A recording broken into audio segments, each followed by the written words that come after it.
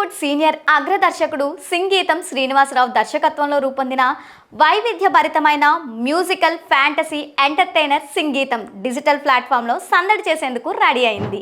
థియేటర్లో విడుదలైన నెల రోజుల్లోపే ఈ చిత్రం ప్రముఖ ఓటీటీ దిగ్గజం నెట్ఫ్లిక్స్ ద్వారా ప్రేక్షకుల ముందుకు రానుంది.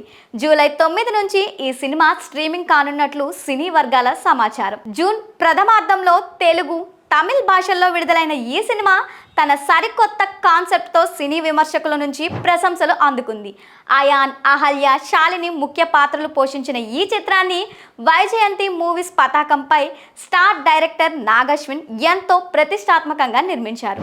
రాక్ స్టార్ దేవిశ్రీ ప్రసాద్ స్వరాలు అందించిన ఈ సినిమాలో విజయ్ దేవరకొండ, కేవి అనుదీప్, రాహుల్ రవీంద్ర, నివేద పేతురాజ్ వంటి ప్రముఖులు అతిథి పాత్రలో మెరిసి ప్రేక్షకులను సర్ప్రైజ్ చేశారు. తండ్రికి సంబంధించిన ఆస్తుల వ్యవహారంలో కథానాయకుడు కుబేరపురం అనే ఒక మైనింగ్ ప్రాంతానికి వెళ్తాడు. అయితే అక్కడ మనుషులు మాట్లాడే మాటల్ని పాటలుగా మారిపోయే ఒక వింతైన శాపం ఉందనే విషయం అతనికి తెలుస్తోంది.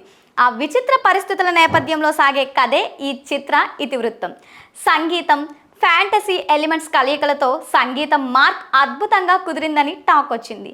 తెలుగు, తమిళ్తో పాటు కన్నడ, మలయాళ భాషల్లోనూ ఈ సినిమాను నెట్ఫ్లిక్స్ అందుబాటులోకి తీసుకురానుంది.